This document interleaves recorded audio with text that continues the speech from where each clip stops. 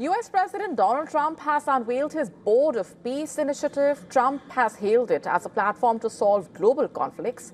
Critics, however, claim it is Trump's latest ball to the established world order, a wrecking ball. In Europe, alarm bells are ringing. European leaders have serious doubts about the scope of the board, but they are ready to work with the US and the newly founded body in Gaza.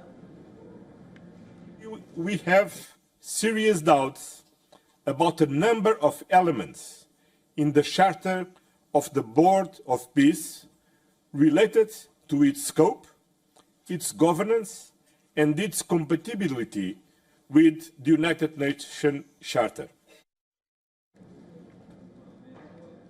Meanwhile, Moscow is watching the developments closely. It has not accepted Trump's invitation to the board. The Russian president has pushed a key demand: use frozen Russian assets to pay for permanent membership. A permanent membership of the board costs $1 billion.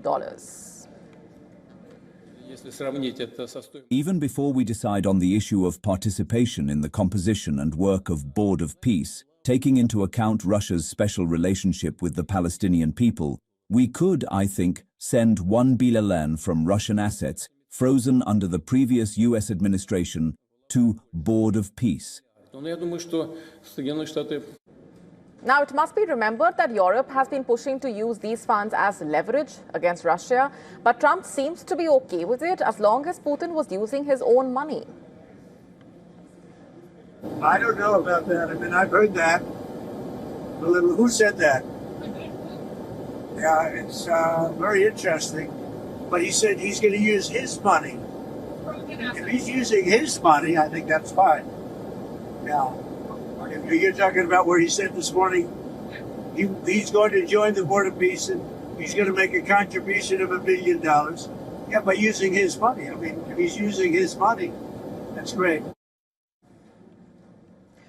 Originally meant to oversee Gaza's rebuilding, the board's charter now does not seem to limit its role. It appears to want to rival the United Nations, and its logo bears striking resemblance to the UN, both including a globe with olive branches on each side, as you can see. However, the UN logo shows a map of the entire world. On the other hand, North America takes center stage in the Board of Peace's logo.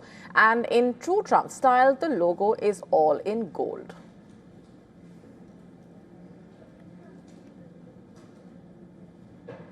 And WION's Assistant Editor for Foreign Affairs, Siddhant, reporting from Davos, where US President Donald Trump unveiled his new Board of Peace initiative, presenting it as a global platform to resolve conflicts. And the move has triggered debate over whether the initiative is actually meant to work alongside the UN or challenge its authority. Listen to this.